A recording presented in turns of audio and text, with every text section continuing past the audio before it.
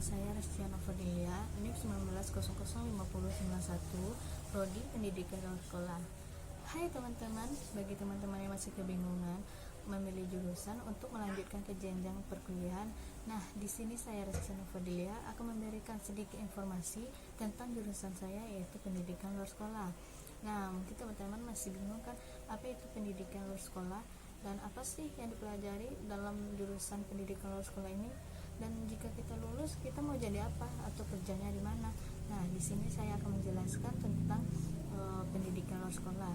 Yang pertama itu apa sih pendidikan luar sekolah?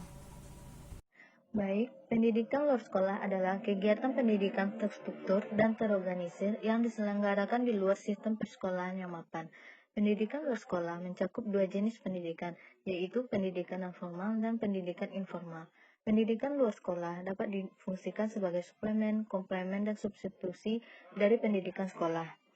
Pendidikan luar sekolah adalah pendidikan yang dirancang untuk membelajarkan warga belajar agar mempunyai jenis keterampilan. Nah, berbicara tentang pendidikan luar sekolah, di sini pendidikan luar sekolah ini banyak mempelajari tentang kemasyarakatan dan kita berbaur tentang masyarakat. Nah, di sini saya akan menjelaskan apa sih yang dipelajari dalam jurusan pendidikan luar sekolah ini.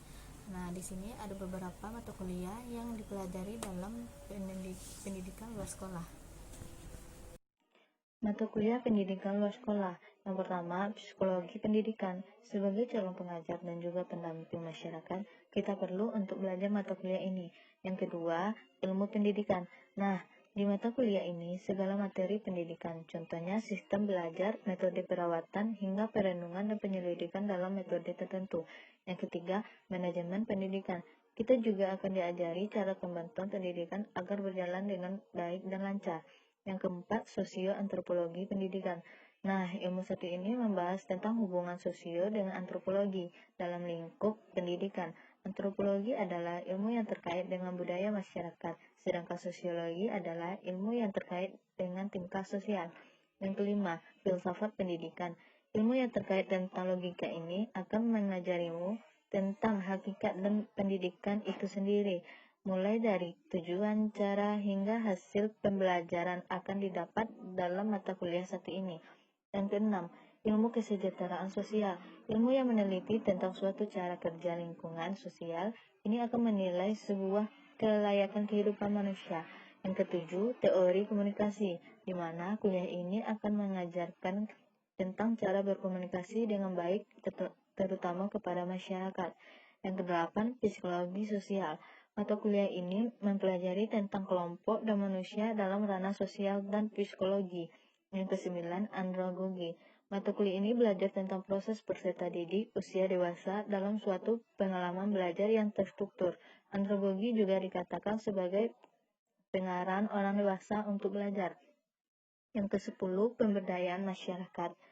Mahasiswa pendidikan luar sekolah perlu mengadakan pemberdayaan masyarakat sebagai bentuk pengabdian dan juga proses belajarnya menjadi seorang ahli. Nah, itulah mata kuliah yang dipelajari dalam pendidikan luar sekolah. Nah, di sini pendidikan luar sekolah juga mempunyai program. Nah, di sini saya akan menjelaskan beberapa program yang ada di pendidikan luar sekolah. Program pendidikan luar sekolah. Yang pertama, program kesetaraan. Pendidikan kesetaraan adalah salah satu tujuan pendidikan pada jalur pendidikan nonformal yang meliputi kelompok belajar kejar program paket A yang setara dengan SD, B yang setara dengan SMP, C setara dengan SMA. Yang kedua, program keaksaraan merupakan salah satu layanan pendidikan nonformal untuk membelajarkan warga masyarakat buta aksara, dan sebagai suatu pendekatan pembelajaran merupakan cara untuk mengembangkan kemampuan seseorang dalam menguasai dan menggunakan keterampilan membaca, menulis, berhitung, mengamati, dan menganalisis yang berorientasi pada kehidupan sehari-hari, serta memanfaatkan potensi yang ada di lingkungan sekitar. Yang ketiga, program kepemudaan, yaitu generasi penerus bangsa dan sumber insani yang meneruskan cita-cita bangsa, sehingga terbentuk organisasi kepemudaan, yaitu lembaga yang menghimpun segenap potensi anak muda, baik mahasiswa maupun anak sekolah, yang masuk kategori pemuda, bahkan mereka yang tidak menjadi anak terdidik. Yang keempat adalah program pemberdayaan perempuan.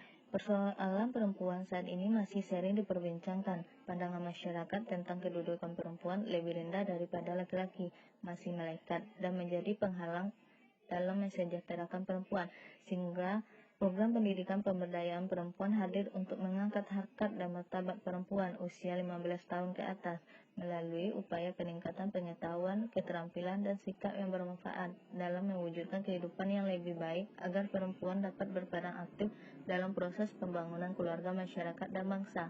Yang kelima, program PAUD, yaitu jenjang pendidikan sebelum jenjang pendidikan dasar yang merupakan suatu upaya pembinaan yang ditujukan bagi anak sejak lahir sampai dengan usia 6 tahun yang dilakukan melalui pembinaan rangsangan pendidikan untuk membantu pertumbuhan dan perkembangan jasmani dan rohani agar anak memiliki kesiapan dalam memasuki pendidikan lebih lanjut. Yang keenam yaitu program pendidikan berkelanjutan, yaitu kesempatan belajar bagi orang-orang dewasa untuk meningkatkan kemampuan setelah mereka melakukan suatu kegiatan atau suatu pekerjaan sukarela di masyarakat. Yang ketujuh, program Life Skill Education, yaitu pendidikan kecakapan hidup. Pendidikan ini memberikan kecakapan personal, kecakapan sosial, kecakapan intelektual untuk bekerja, berusaha, atau hidup bermandiri, yaitu kecakapan problema hidup dan kehidupan dengan wajar tanpa merasa tertekan. 8. Pendidikan kursus dan pelatihan, salah satu bentuk satuan pendidikan non formal yang diselenggarakan bagi masyarakat yang memerlukan bekal pengetahuan, keterampilan, kecakapan hidup, dan sikap untuk mengembangkan diri, mengembangkan profesi, bekerja usaha mandiri, atau melanjutkan pendidikan ke jenjang yang lebih tinggi.